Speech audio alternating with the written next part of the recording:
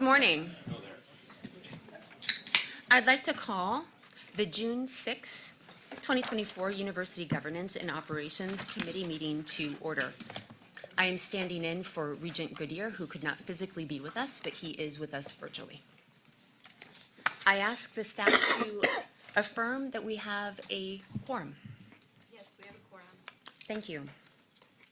Please remember, and this is very important, particularly for Regent Duval, that only members of the committee can second a motion.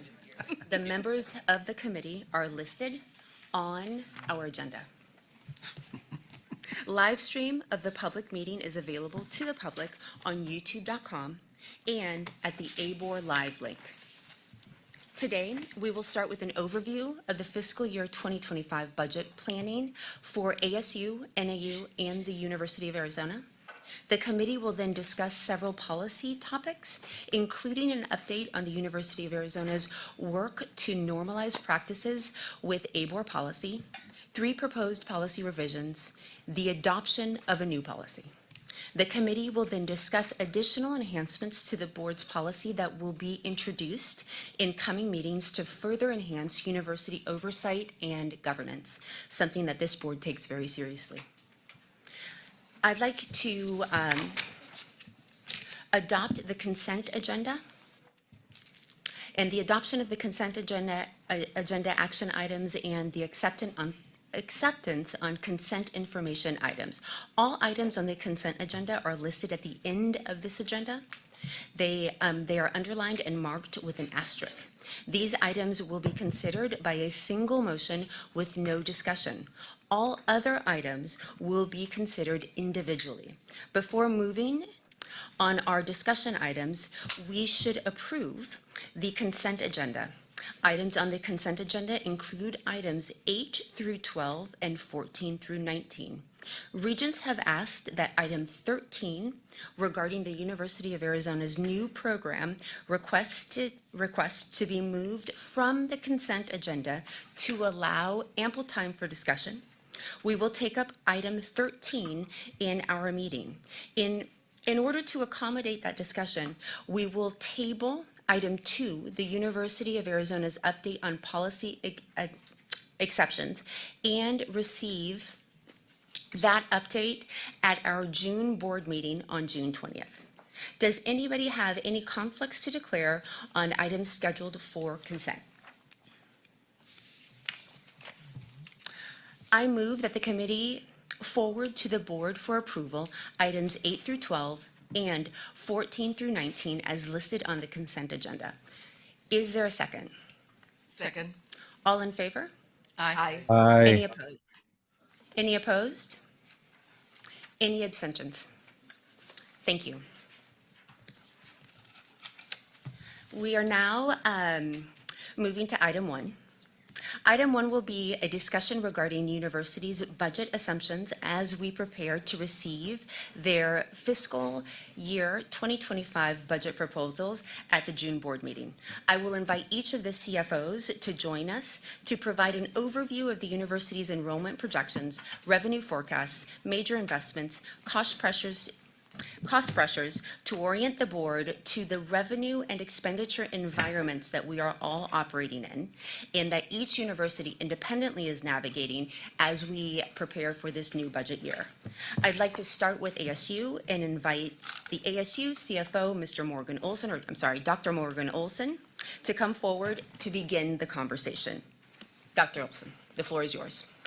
Thank you, Madam Chair, members of the committee. So, no PowerPoint, but I will share with Thank you. a few This is a big moment. informational points, but maybe place to start is that everything you see here is still a draft.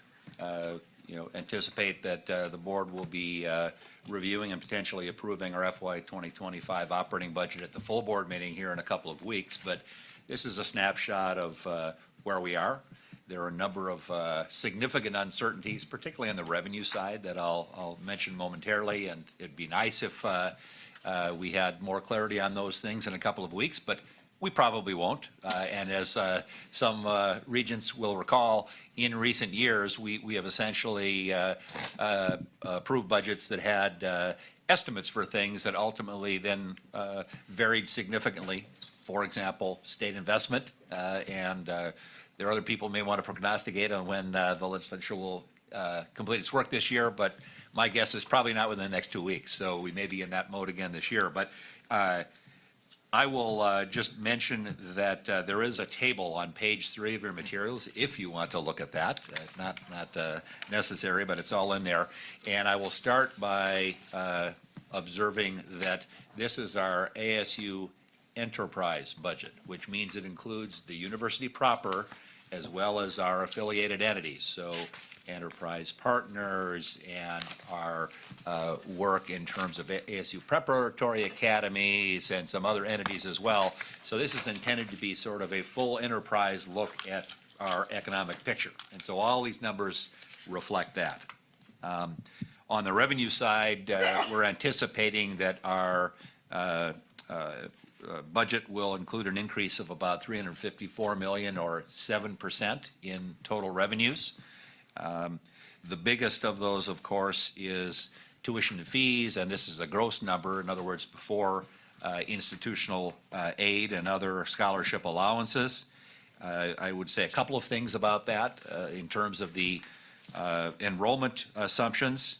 Our campus immersion students who study with us on one of our physical campuses, enrollment is predicated on about a 1%, so relatively moderate growth rate there for those types of students. Our digital immersion students, or ASU Online, is an increase of about 6%, blended FTE increase assumption of about 3% overall. You know, this is something that we're working on every day. There are some uncertainties, for example, around FAFSA and the inability of the federal government to get that system to operate the way we would all like, which then means that there's a lot of lag in the process. And there are students that don't have the information that typically in a cycle they would already have at this point. There's been a tremendous amount of progress made on that in the last few months. You know, if I were to have shared numbers with you 3 or so months ago, you know, we would be way down in terms of the number of completed FAFSAs that we'd received from the federal government. We've been, you know, tens of thousands behind. Today, as of Tuesday, we were less than 3% where we were same time last year. So, you know, catching up rapidly, and we've worked really hard, and I know the board staff have as well, you know, to provide information and support to students and their families that have maybe had some anxieties around this. And we have in as many cases as possible tried to say, well, look, based on all the information we have and past experience, et cetera, we think you should be able to expect an aid package of about so much. And all of those things, while imperfect under the circumstances, have seemed to help quite a bit. And so, you know, we're carefully watching enrollment. But, you know, that's half the equation in terms of tuition and fee revenue. The other half is pricing. And as we have for now over a decade, we have been pretty disciplined, I would say, in terms of our pricing approach. So we have averaged for our Arizona resident undergraduate students a sticker price increase of less than 2% now for over a decade. And so we think that's very helpful in terms of maintaining an institution that's both affordable and accessible. And of course, that's also before the very substantial financial aid commitments that the institution makes, which will be over $750 million we anticipate in the budget that you have in front of you. So that's a picture at tuition and fees. We think gross revenue will go up a little bit over 6% there. Grants and contracts revenue increase of about $120 million is assumed in this budget, about 14%. We continue to do very, very well, particularly with some of the larger opportunities that are available to us, CHIPS Act and some of the big you know, hub opportunities that are out there through the NSF, and you know, our faculty and our folks in Knowledge Enterprise who work on that every day, all day long, you know, are doing well with that, and so we anticipate, you know, that our NSF herd numbers are going to reflect that here when they're released shortly. It should be a pretty substantial increase, and we anticipate that to continue if all goes well. Public investment, as I said, big question. Year over year, budget to budget, that's actually, we're assuming a decline. We're working from the governor's recommendation there. You can all, sort of prognosticate for yourselves. The state does appear to have some financial challenges, and so, it maybe will be that good, might be worse than that. And I think if that does happen, i.e. that there is a more substantial reduction from the level of public investment that we have this year, that will be challenging. We probably wouldn't be able to fund the expenditure level that I'll talk about in a minute. How we will deal with that would have to be decided at that point. But I think it'd be fair to say it will be difficult to move as quickly as we'd like with some of the new commitments that we have. ASU Health as a part of Healthy AZ is a really important part of that, and that's got to be supported, and so that is something that we're watching very carefully. On the expense side, we anticipate about a $410 million increase at the enterprise level. That's about an 8.5% increase. Those of you who are listening carefully will note that that is a larger increase as a percentage and a dollar amount than the revenue increase. So we are expecting, if all this comes to pass, that our net margin and thus our net position will come down a little bit. Now, part of the context for that, of course, is that we do not anticipate having some of those nice one-time revenues that we had either directly from the federal government or passed through from the state government from the pandemic response. And I won't bore you with all the acronyms. I think at last count there were at least 5 or 6 different programs. But that money, was nice to have, a lot of money over a period of years. We as a strategy spread it out over about a 4-year period. All of the money that would impact us operationally will be exhausted at the end of this fiscal year, June 30th, 2024. We do have a few dribs and drabs for some other things that, again, is nice to have. So that's going away. We have to organically grow enough on the revenue side to cover those things, et cetera. We do anticipate at the end of the year that at enterprise level, we would project a positive net margin, about $215 million. That's down from what we project this year at about $271 million. But I will tell you that there is a lot of volatility in that number because it includes things like, well, how are the capital markets doing? Where are interest rates? What are returns on equities and private investments, et cetera? And so that number, can bounce around a fair amount. And so that's the nature of the game we're working on here. If we just look at university only, we would anticipate a projected positive net margin of about $66 million for next year. Board likes to also make sure we pay attention to days cash on hand, a measure of liquidity and balance sheet strength. And there we anticipate continuing to be within the target range that the board's established. For us, that calculates out to between 140 and 234 days of cash on hand. Our projection that all these numbers help contribute to is 163 days cash on hand at June 30 of 2025. So let me stop, and if there are questions, I'd be happy to address them. Thank you very much, Dr. Olson. I do have a question to help us put this into context. Can you let us know how other regions are doing when it comes to student growth or projected student growth? Yeah, so a lot of that information, I can look back a year or more and know what they actually did. Anecdotal, but a lot of pressure. If you look at institutions that are primarily in the business of educating students coming out of high school, demographically, there's a lot of pressure there. It started in the upper Northeast. It's moved now through much of the Midwest. And the demographers suggest that we'll eventually see that in the Sun Belt as well. And so, we all, it's a market like anything else. And so what that means is some of those institutions become more challenged and more stressed. They're probably likely to do some things they otherwise wouldn't do. For example, possibly providing additional institutionally funded scholarships. Discount rate then is going to go up. And, students and their parents will look at that, and, we're trying to recruit out of the same pool. We recruit absolutely on a national, in fact, international basis, and so there are sub-markets, but that's what we're seeing. You are actually seeing now more institutions literally go out of business, which is something that was almost a headline event every few years in the past. Well, guess what?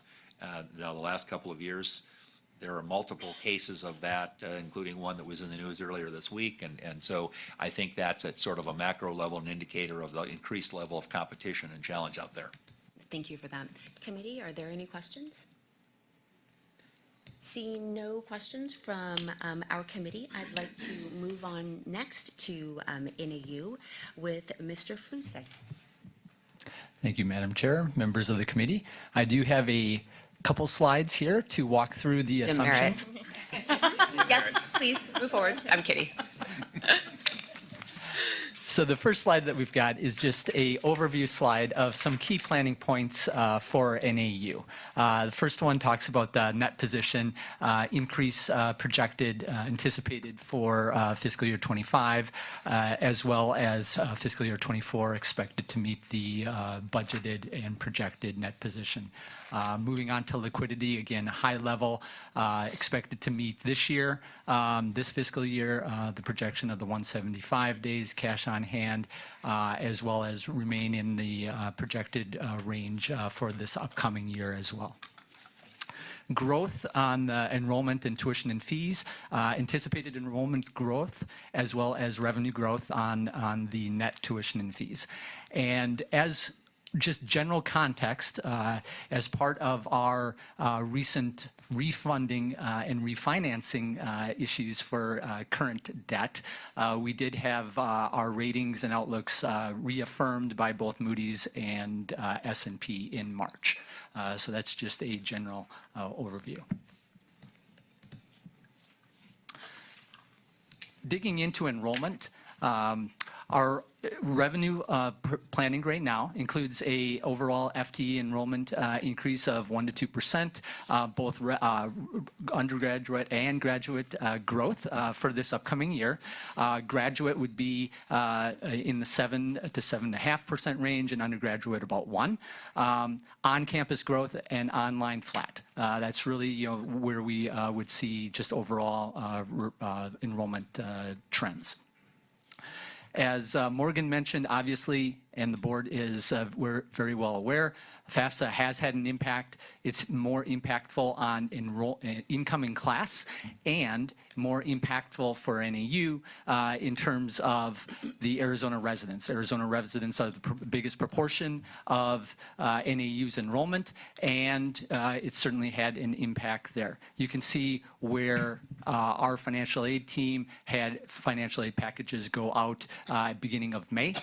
They worked very diligently as soon as the information was provided by the Department of Ed to get those turned around and out the door very quickly.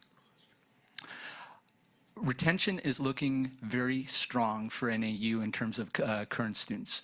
Right now, in terms of those who are enrolled, we're looking at approximately a 4 percentage point increase for our first-time, full-time cohort. Obviously, there's a lot to occur between now and fall, but that is a strong point and a big driver of being able to have overall enrollment growth. Wildcard is certainly a international. We've seen some international countries have delays in visa applications and visa interviews, and that is a wildcard, just making sure that those actually do occur in those countries. And we will see that information come to be a little bit clearer as we go over the next month to see that those applicants are coming in as expected. Thinking about what a worst case scenario or a reasonably pessimistic scenario would be that we would see enrollment, basically flat. So instead of having both an up for an undergrad and graduate, we would still be up on graduate. I think it's very clear that that is strongest percentage growth, but we would probably be flat to slightly down on undergrad. That would be a pessimistic scenario that we would see. We don't expect that, but that's what we still have, as Morgan said, a lot to occur that is more compressed versus previous years.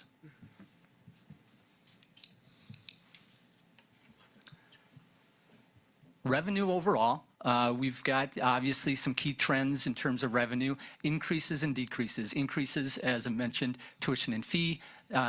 Growth is projected year to year. Auxiliary revenue, again, projected to be a growth. Auxiliary revenue for NAU this year is the highest we've seen. That is expected to continue to grow, seeing particularly strong demand for housing, especially for those current students who are in housing and those students who want to come back to campus, who are living currently off campus, seeing very strong demand for NAU housing. Sponsored project revenue is also expected to grow. This year will be the highest on record and projected to see growth going into next year as well. Decreases, state appropriation still yet to finalize, but the removal of our one-time $1 million, that's being incorporated and obviously will adjust as the state appropriation process plays out.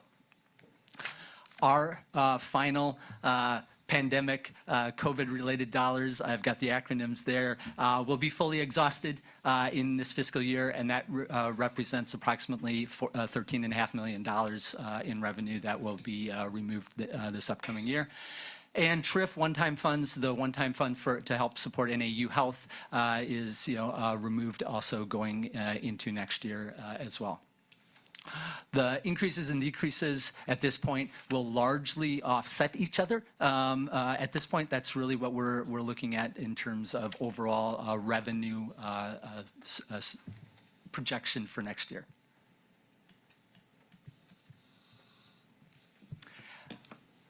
Moving over to the expenditure side, increases. We are seeing very strong increases in employee retention.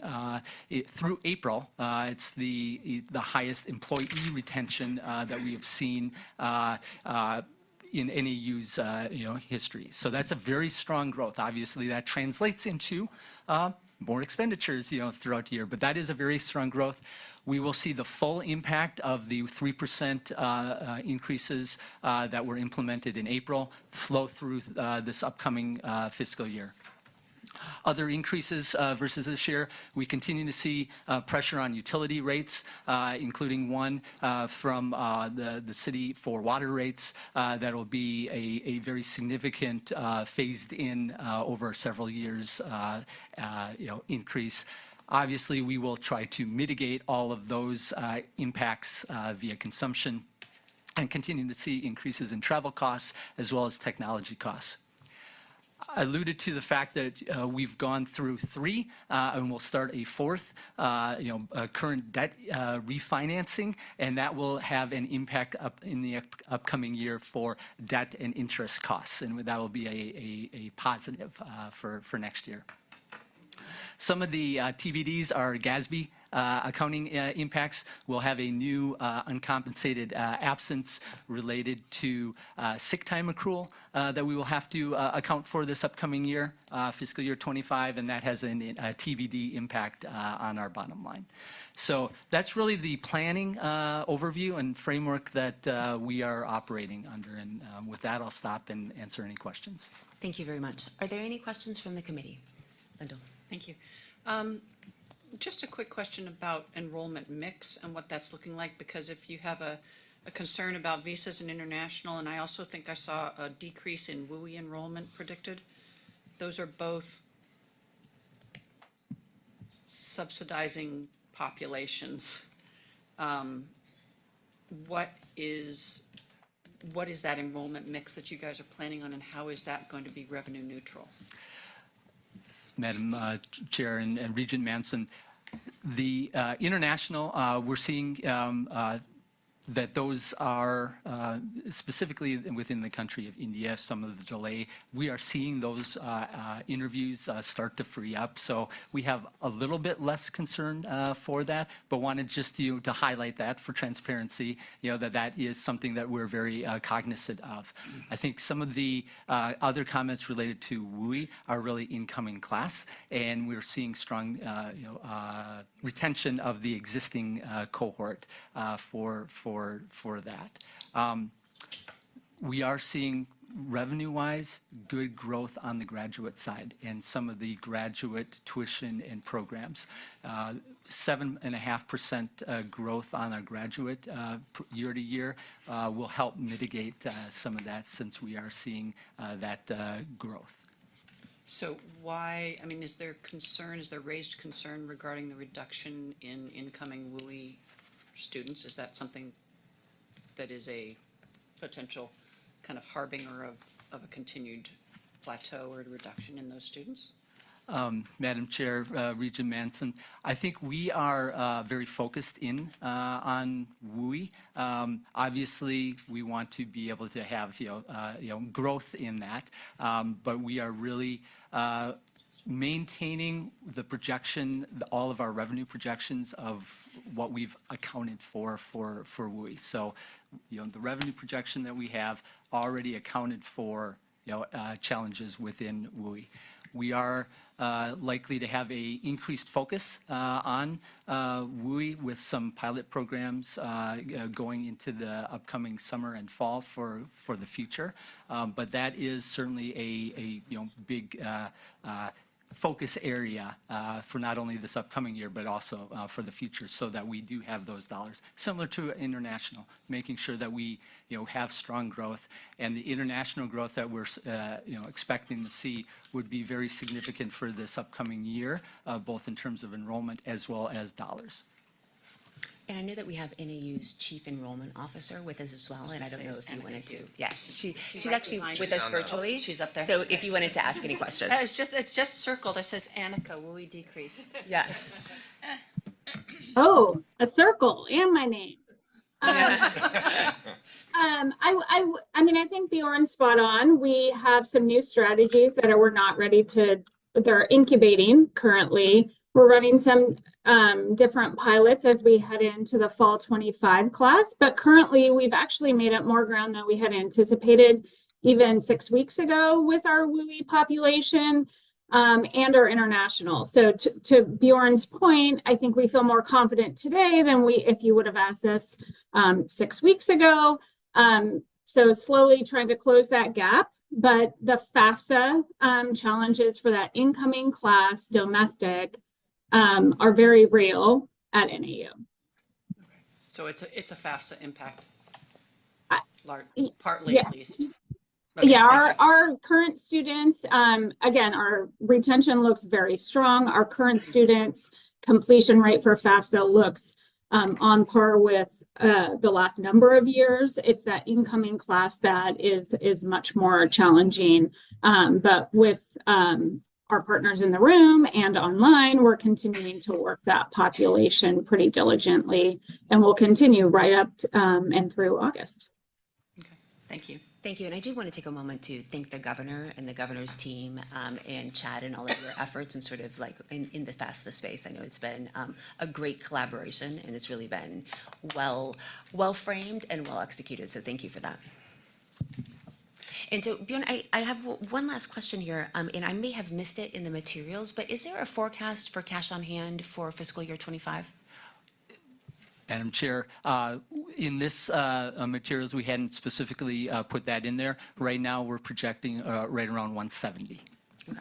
Days. days. Okay. Thank you very much. And Chair Mata. Yeah, I just want to make a comment, since in your report you said that the higher employee retention, which is year-to-date to April, this is great because we always talk about that, and congratulations that this is happening finally, right? Yes, very true. Yeah. Are there any additional questions for NAU? Hearing none, we will now move to Mr. John Arnold, who will be representing the U of A. Thank you, Madam Chair. With your permission, I've invited the university's budget officer, Garth Perry, to join up Terrific. here today. He's been with the university for a couple of decades and understands this stuff a lot more than I do. So appreciate Garth's help and support. Before he starts, and we do have a couple of slides, but let me assure you, they are fantastic. You are. So I just want to make sure that the four of you realize that Morgan is winning. Wait till you see these slides. I've seen them, they're awesome. Yeah. Through the bushes. And so what we prepared today is really a discussion of the assumptions that are going into our budget modeling. We'll come back on the 20th with the full budget and what we're really looking at for fiscal 2025. As we thought about how to calibrate those assumptions, assumptions are inherently wrong, and so it's how wrong are you going to be? And where is the risk in being wrong? And with the University of Arizona's financial position, we have much more downside risk than we have upside risk. So we don't want to overestimate revenues. We don't want to overestimate profitability or anything on those sides. So what we calibrated very, very conservative because of those risks, and you'll see that in the slides. And so I want to be very clear as we work through this. These assumptions are the assumptions we use to build a budget. We're hoping to outperform these assumptions and actually believe we will outperform these assumptions. Our enrollment office is very, very keen on making sure we're clear that this isn't our enrollment projections. These are our budget assumptions, very different things. And as everything that both Morgan and Bjorn talked about in terms of difficulties this year in building out a budget and understanding our assumptions and the unknowns around revenue, we're experiencing those same things, which also led us to be a little more conservative in how we're assuming the university is going to perform next year. So with that, Garth, are you ready over there? Think so. Okay. Madam Chair, Regents, thank you for the opportunity to talk about our fiscal 25 planning assumptions that are associated with the recently submitted annual operating budget. Like Morgan and Bjorn, I just want to emphasize that FAFSA delays have resulted in reduced visibility into numbers that we normally see in things like admissions fees, housing signups, and enrollment fees. So with that, we're using very conservative planning assumptions around enrollment. Most of our on-campus enrollment growth is actually associated with our improved retention rates in our 2 through 4 year students, and we're not. These assumptions don't include increases in incoming students at all. We are assuming approximately 2,200 headcount increase in our distance and microcampus. This is predominantly our international microcampus population, and 1,200 new headcount in Arizona Online. UAGC is projecting a stable enrollment situation year over year. We are projecting very minor increases in grants, contracts, and sponsorships, as well as in our auxiliary activities, both of them netting around $15 million in new revenue. There will be associated cost increase with both of those programs. Grants and contracts are driven mostly by a slight uptick in our award win rates, and auxiliaries are associated with those modest enrollment growths as well as pricing changes. We look forward to providing updates on our athletics program once the EY report comes out later this month.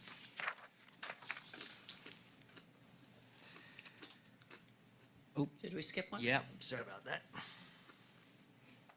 On the expenditure side, I just want to reiterate our financial action plan incorporates no salary increase program for fiscal 25.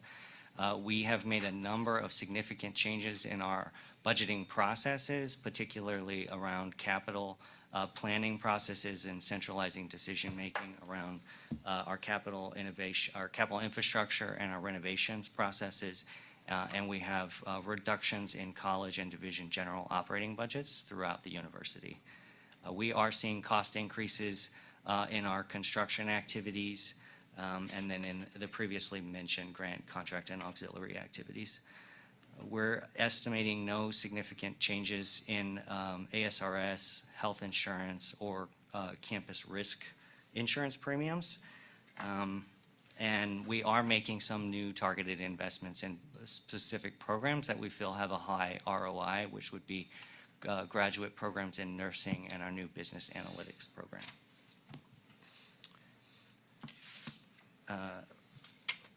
We are, I just want to emphasize with the bold and the underline, these are very preliminary forecasts of our days cash on hand. We are expecting a 6-day decline between 24 and 25. This is in line with our recent improvements we've made in our general operating budget deficit reduction to get us in the ballpark of a $50 million decline. We do expect fiscal '25 to be the end of the decline, and the path forward, we will begin to increase our reserves again starting in fiscal '26. And with that, I will stop and ask. Oh, I'm sorry. I wanted to talk specifically about how we're approaching the state budget, and emphasize that if we, as mentioned, as Morgan mentioned, we also use the governor's executive budget in our proposal, but we are prepared for potential impacts and reductions. The new economy initiatives that we've outlined, we are prepared to make reductions in those programs as necessary. The Promise program and the Arizona Teachers Academy provide more challenges for us, given existing commitments for students. So reductions in Promise program funding would be a direct reduction in our operating budget proportional to those losses. Arizona Teachers Academy, we would be able to phase out over a multi-year time horizon, but would have immediate impacts in fiscal '24, in fiscal '25. And with that, I will stop and ask if there are questions. Thank you very much, Garth. Are there any questions from the committee? Chair Mata. Thank you. Thank you for your presentation. How is the veteran spouse scholarship working? Because there is some funding there, but I never heard how that is impacting our university, especially U of A. Is that something you are using? I don't have intimate knowledge of that specific program. I'd like to confer with Casey Arquides and get back to you whenever she's available. Yeah, and Regent Chair Pacheco and Regent Mata, I haven't seen the latest numbers, so as of last fall, it was pretty minor. I think we're joined virtually by Yeah, by Casey. Casey. Oh, look, there's Casey. Yeah, thank you. It's amazing. This is phone Yeah, friend yeah. thing. It's like You magic. asked and it Casey. comes, Yeah. Casey, the floor is yours. Thank you. Thank you, Chair Pacheco. We have a very small amount of students who have participated in this program, even through a lot of outreach. And I think it's pretty similar for our two sister institutions. But this past year, our reimbursement was for 13 students at about $40,000. And there was much more that was allocated toward that. I think that U of A's allocation was about 1.3. So there is definitely room for other opportunities potentially with those funds, and we've advocated for that. And I think it's similar for the other institutions. Thank you. Yeah.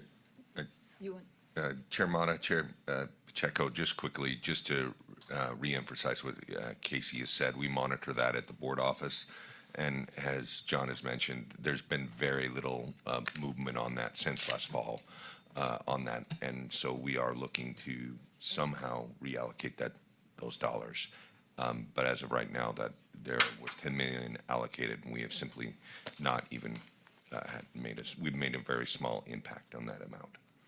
Thank you. Hang on, Regent Reese? Yes, thank you, Chair Pacheco. For the University of Arizona, I was wondering, as we consider all the different components that affect these budgets, that includes housing and dining, and then as a recent student of the University of Arizona, I was curious how the mandatory meal plan, which was instated in fall 2023, how that's been perceived by students, and then how does that impact these budgets as you create them? Garth, go ahead. Chair Pacheco, Regent Reese, thank you for the question.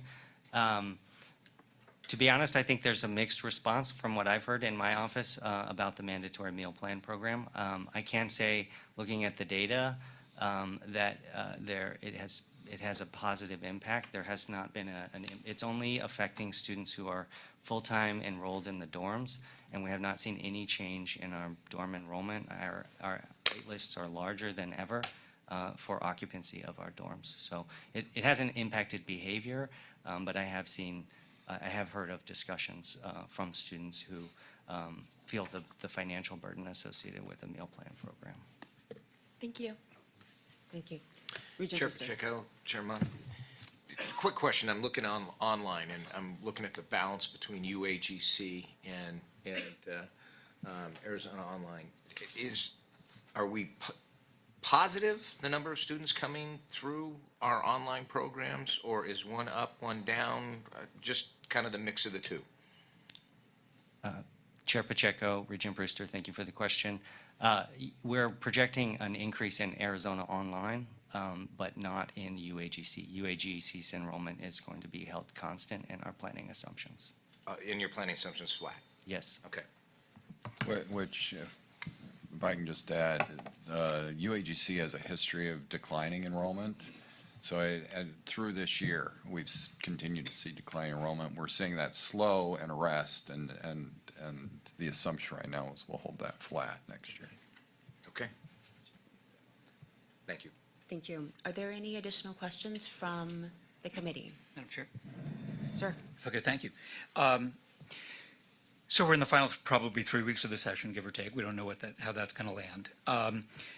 And this board has made a priority of tuition predictability, and we've made a policy that we're going to try and keep all tuition increases at 3% or less, and the institutions have been great about doing that. I think it's really important to Arizona families that we do that, really important to our students. And yet we did that last year, notwithstanding two economic factors. First was a roughly 5% inflation rate, give or take. And given that the state reduced our appropriation last year. So you guys figured out how to sort of absorb those two factors. So we go into this year, and the board passed a new policy which gives you optionality on the tuition increase, that if the state reduces its investment, we have given you the authority to recommend a tuition increase in excess of the 3% predictability in order to sort of manage predictability.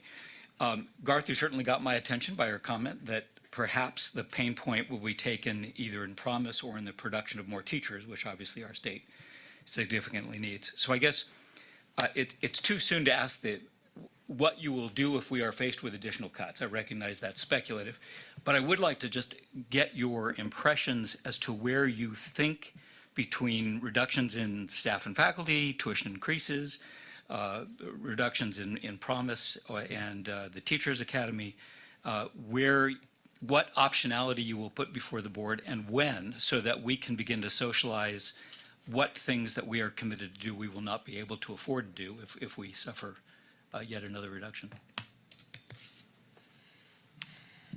And I'd like to maybe even expand that a little bit, if I could, Regent Duvall. And we have the Promise Program, we have commitments that are made there. We had some one-time funding involved that's obviously no longer there. And we still have, I would say, lingering and appropriate commitments, particularly to low-income students. And maybe not for today, but maybe even at the June board meeting, a general game plan as how you plan to address that particular cost challenge. Something to noodle on. They're noodling. Yeah. So, would you like us to chat now, or do you want to? We're happy to do it. Right. We don't want to put you in a position where we're asking you to foretell the future, but we would like to fully understand those impacts. You can lay things out for us now, knowing that we'll have maybe a more robust conversation at the June board meeting, or just say, thanks for the flag, and we're going to be ready to talk about it with slides at the June board meeting. Or not slides. Or like, and I make light of the conversation, but not of the content of this particular question, because I think all of us feel very strongly about ensuring that low-income students do have the support that they need to be able to attend our universities. And at the same time, we're very cognizant of the challenges that you all have in decreasing state support and trying to ensure that we have an increasing in-state population of students. And so those are very challenging and complicated and complex, Dr. Crow, issues. Yeah. Madam Chair, you're exactly correct. And that's if we tried to think about the relationship between the universities and the state, and you can put that financial relationship in various buckets. There's direct student aid, which we see through the Promise program and ATA and military spouses program. A couple other items like that. There's some capital funding that we get from the state. And then there's the NEI dollars that are more restrictive. There's some other special line items, restricted dollars, and then there's just the general operating dollars we get from the state. And depending on where those cuts come through, should there be cuts, either ties our hands, opens our hands, directs those cuts into certain areas. So one, Promise, for example, those commitments are made. There's board policy underlying those commitments. There's state law underlying those commitments. And so even if the state comes in and says we're reducing Promise, from the university's perspective, we're not reducing Promise. We're going to have to find those dollars somewhere else within the university. Where NEI, if they come in and say, we're going to reduce these NEI dollars, I think there will be a more direct, we're going to close out those programs related to NEI, which include Healthy Arizona related programs. So those are some of the trade-offs we're going to have to deal with. I think we can talk about it in more detail in a couple of weeks. Probably not particularly helpful to speculate at this point, other than to say that, we're here for students. And to the extent that we have students who came here, in part because of programs like AZ Promise, we're going to figure out a way to make sure that they continue in their programs and they succeed with their goals. And as helpful as AZ Promise has been in terms of a essentially first-time commitment to state-based student financial aid, it's small relative to the commitments that all three of our institutions are making out of their own resources. And so I'm sure what we would try to do is ensure that students who came here on that premise or promise, are able to reach their goals and not sort of would not have the rug pulled out from under them. Thank you. Linda. Thank you. Can I make a comment relative to that? I think I'm disappointed that Promise is even a conversation for the chopping block.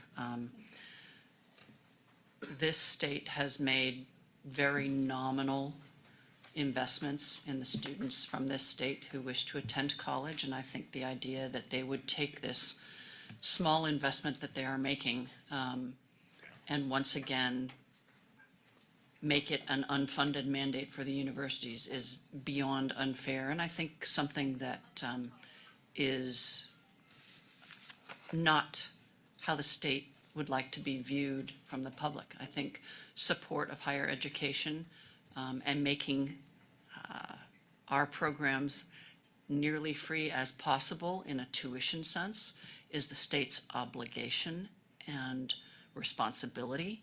And the fact that even it being a small number, that they would be willing to walk away from that support of the students of our state, I think is really unfortunate and, in my mind, unfair. Thank you for those comments. Since we are a little bit behind, I will close out this segment of the agenda. There is no need for board action, and we do appreciate you sort of mapping the environment in which we're navigating from a budget standpoint. So thank you very much, gentlemen. Thank you. As previously noted, we are tabling item 2 and replacing that discussion with item 13, which has been removed from the consent agenda. The University of Arizona is requesting approval for new and revised academic programs. Greg Heilman from the University of Arizona is joining us via Zoom. Thank you very much for being with us. And Greg is going to discuss the item for us, or at least lay the table. Please. Thank you very much, Chair Pacheco. Can you hear me okay? We can. Okay, good. Thank you very much for allowing me to join the meeting remotely. Provost Marks is on vacation today, so I'm the one who has the pleasure of speaking with you. I'm the Vice Provost for Undergraduate Education, but I also manage the curriculum, the approval processes that run through our Curricular Affairs Office. And I'd like to thank the board for giving us the opportunity to add a little bit more context to the academic program requests that you have before you today. I'm sure you've noticed that there are a few more proposals than we normally send forward, and this is because we've held back many programs over the past few months as we've worked through our all funds university-wide budgeting process. Each of the programs that advanced went through extensive reviews based on their financial impact and sustainability, as well as how they fit into our overall academic catalog.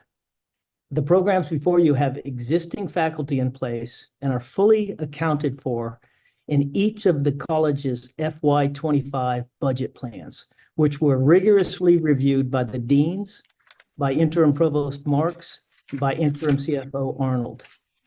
Additionally, many of the programs are not entirely new degrees, but build off existing infrastructure. Specifically, of the 12 approval items that are before you today, 2 are simply revisions of existing academic programs that involve modernization of the curricula. 3 involve the promotion of current emphases to majors with the corresponding disestablishment of 4 programs. That is, 3 programs in this case are taking the place of 4. And the remaining programs build off existing infrastructure. They replace programs that have been disestablished, or they create new pathways to graduation for students. In addition, 5 of the programs directly address ABOR's Healthy Tomorrow initiative, namely the MS in Immunobiology, the BS in Nutrition and Dietetics, the BS in Nutrition and Wellness, the BSN in Collaborative Nursing Education, which is a very innovative program that allows students to transfer 90 credit hours from Pima Community College to the University of Arizona, and will lead to the production of more nurses and more economical pathways to the nursing degree for our students. Finally, it should open, and I failed to mention the MS in Marriage and Family Therapy and the MS in Midwifery are also a part of the ABOR Healthy Tomorrow initiative supporting programs. Finally, it should be mentioned that the College of Engineering is working to complete a large gift in support of the computer science and engineering graduate programs. So we fully endorse advancing all of these degrees at this meeting. They are financially sustainable and have the full support of university leadership. Thank you. Thank you very much. Are there any questions or comments regarding the new programs?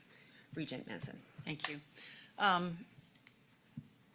I'm going to express the same concerns that I addressed the last time U of A brought new programs. So I guess if you could clarify for me, of all of these programs, and I don't know how many there were in the list, what is the comparative disestablishment of programs associated with this? So am I coming out a net positive, a net plus number of programs, or am I coming out net neutral, or am I coming out net reduction in numbers of programs?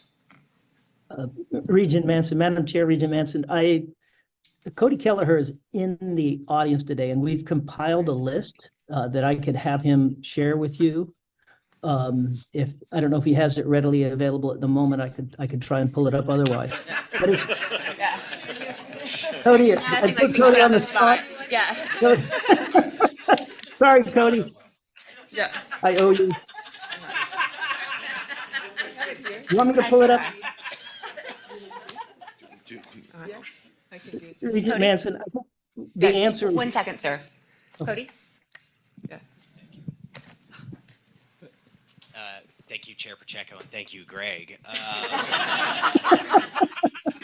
Regent Manson, if the number of academic majors and minors that are scheduled to start the disestablishment process do outnumber the number of new degrees that we are proposing at this meeting. And so at the university, when we start disestablishing programs, we usually keep them scheduled for several years in case students need to be taught out. But that's something that the interim provost office and Greg has been reviewing, because we know we've heard you raise that concern before and other regions have. And so it's very much part of the process when we bring new programs to make sure we're looking at that we don't have existing programs just on the books sitting there with low enrollment. So right now, if we look at the number for this year that are scheduled to start the disestablishment process, they do outnumber the number of new programs we're But I'm moving still forward. duplicating programs for probably 4 to 5 years. Correct? I'm Regent Manson- adding this number of Right, programs right. on for the next 4 or 5 years. That's correct.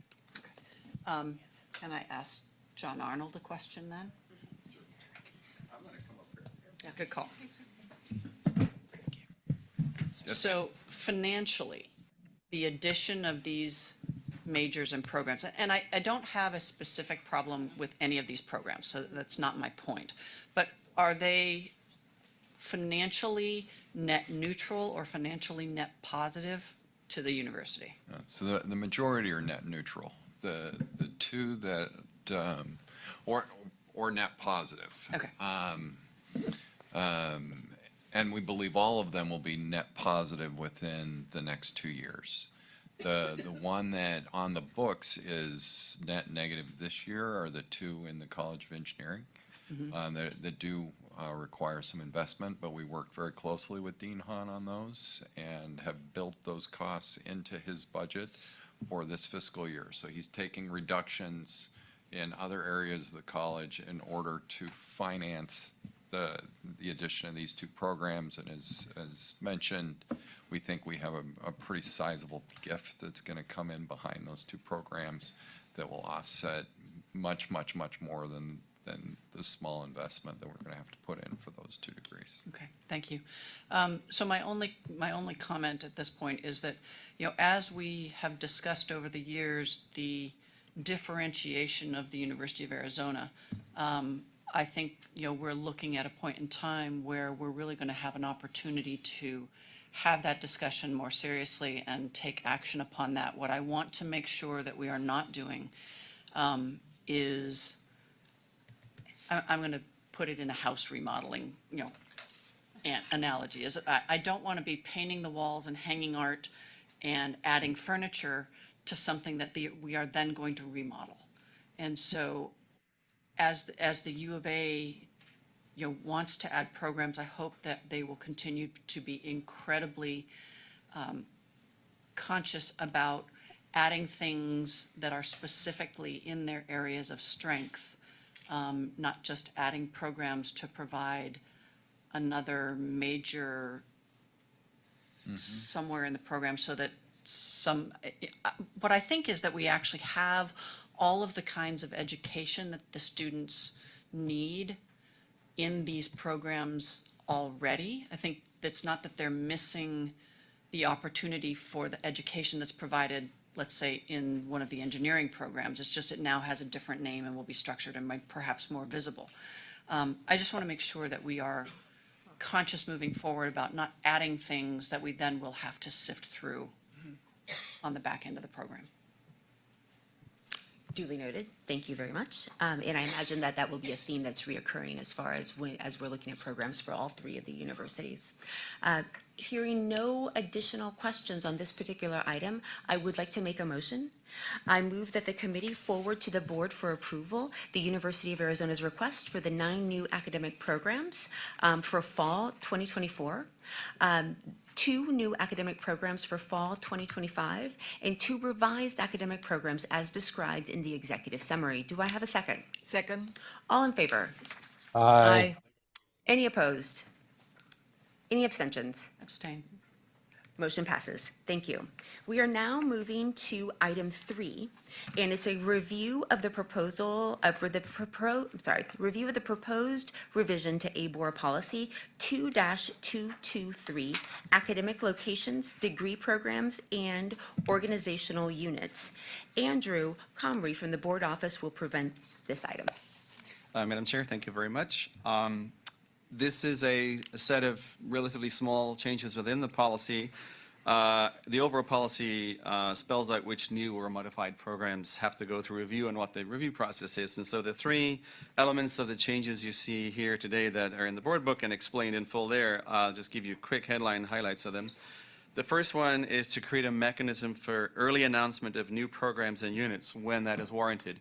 As you know, sometimes we have a new program in an area such as AI, where the universities want to move fast and want to start advertising those.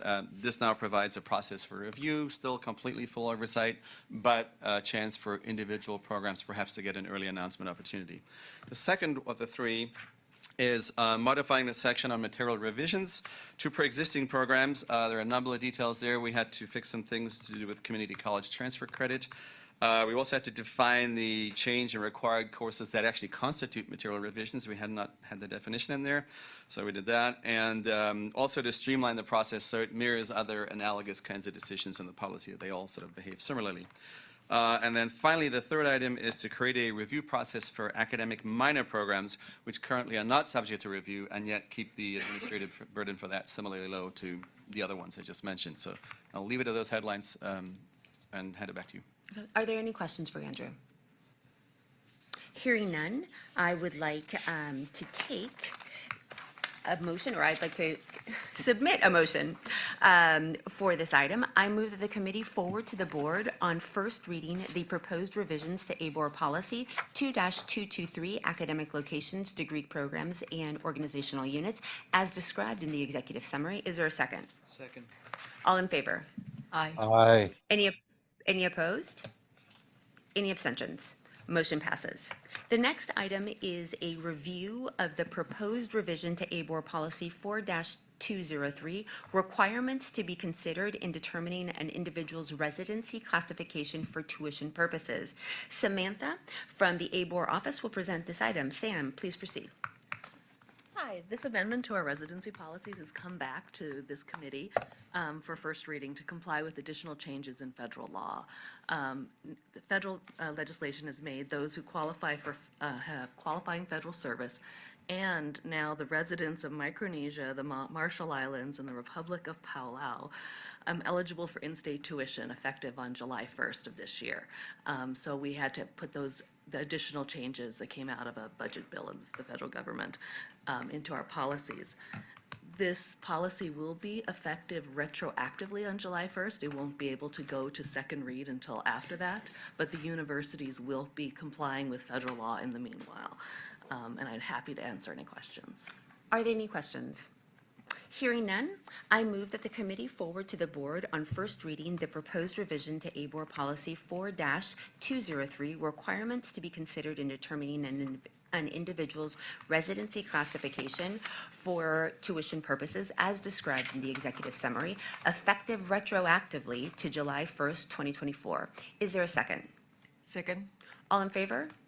Aye. Any opposed? Any abstentions? Motion passes. Item 5 is a review of the proposed revision to ABOR policies 7-101, capital definitions, 7-102, capital development process, 7-201, university property, and 7-207 leases. Letta from the board's office will be presenting this item for us. Madam Chair, Regents, item number 5 is a review of proposed amendments to those Chapter 7 capital-related policies. About 2 years ago, the board voted to streamline and amend the capital development process and these policies. Since then, we've had time to go through a full cycle of those processes. We've gained feedback, and I'm just going to hit a few highlights of what we're going to recommend amending today. So instead of requiring board to take action on every single new construction project increase, we're recommending only those projects that increase by 10% or more will come before the board. The other ones will still go on the consent agenda. We're also recommending adding language to the appraisal portion of the policies. So let's say a contract wasn't executed within 24 months. That project would have to be resubmitted for board approval, or the universities would have to let us know why they aren't going through with it. We are deleting an unnecessary term in the commercial long-term leases. And then lastly, we're just recommending conformity and technical edits. And with that, I'm available for any questions. Thank you. Are there any questions? Hearing none, I move that the committee forward to the board on first reading the proposed revisions to ABOR Policy 7-01, 7-02, 7- Is there a second? Second. All in favor? Aye. Any opposed? Any abstentions? Motion passes. Okay. Moving to our next item.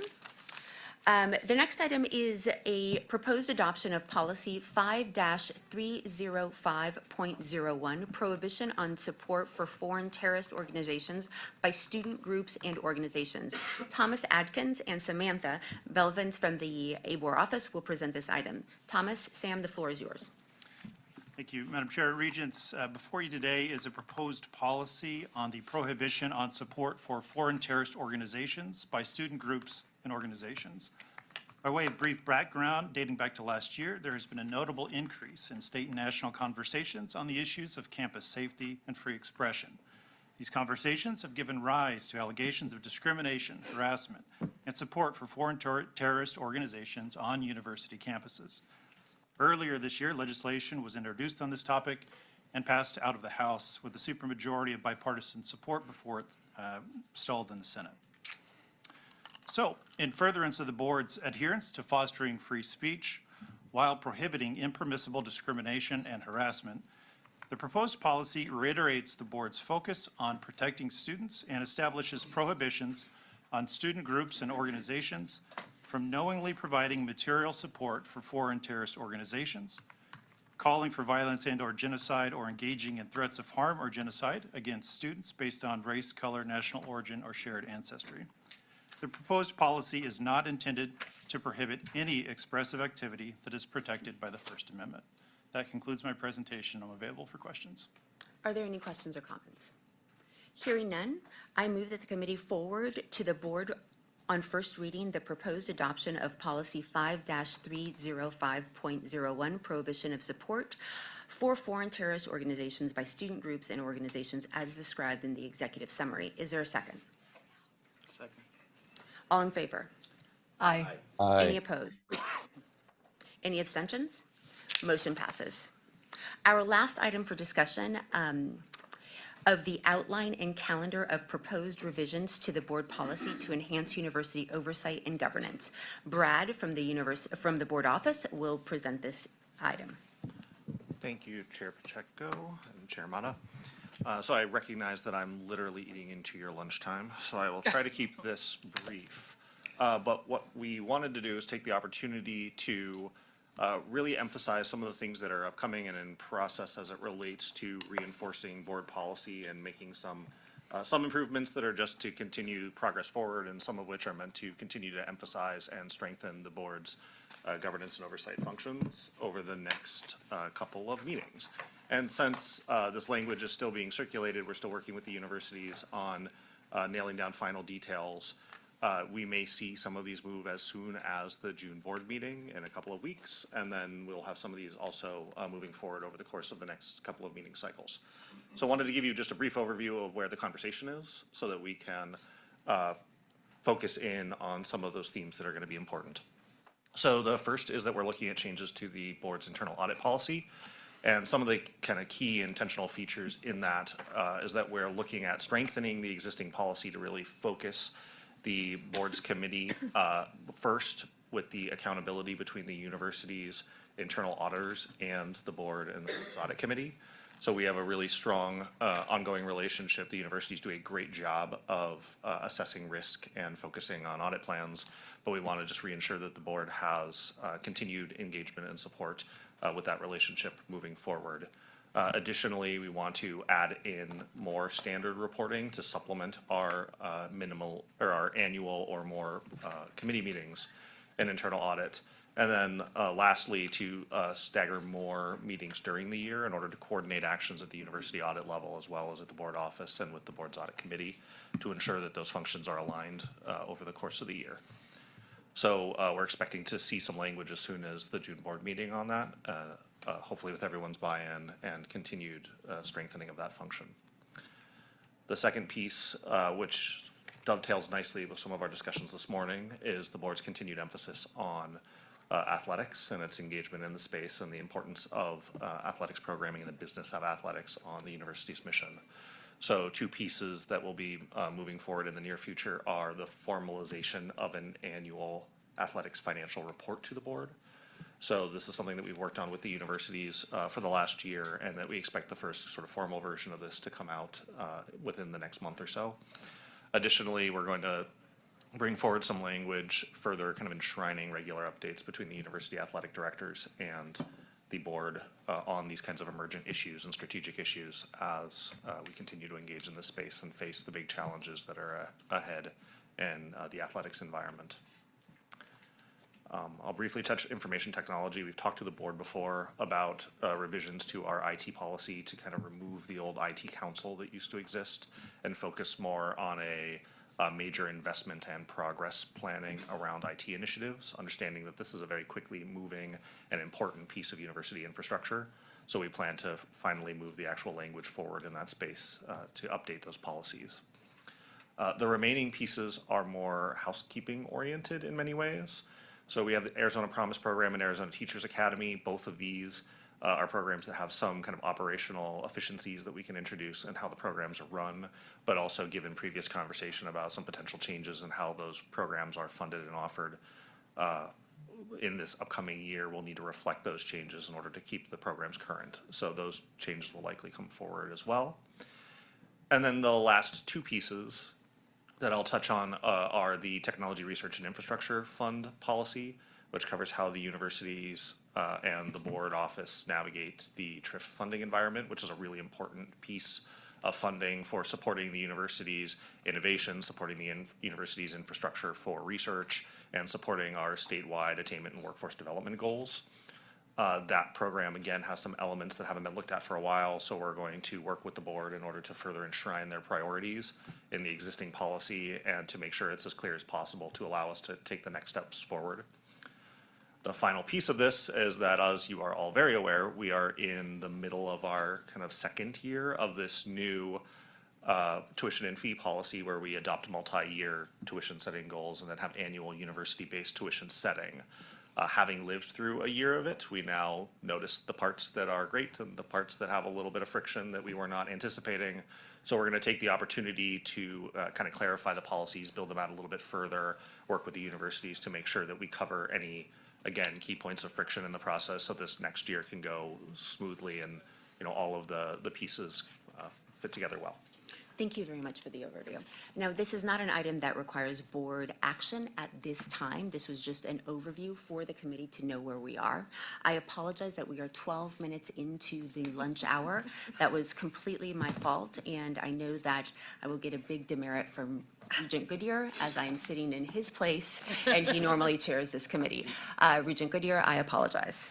If there are no other comments from the regents, I will go ahead and adjourn the University Governance and Operations Committee meeting and encourage all of you to partake in lunch. Any other comments from regents? The committee meeting is adjourned. Thank you. Thank you. Thank you.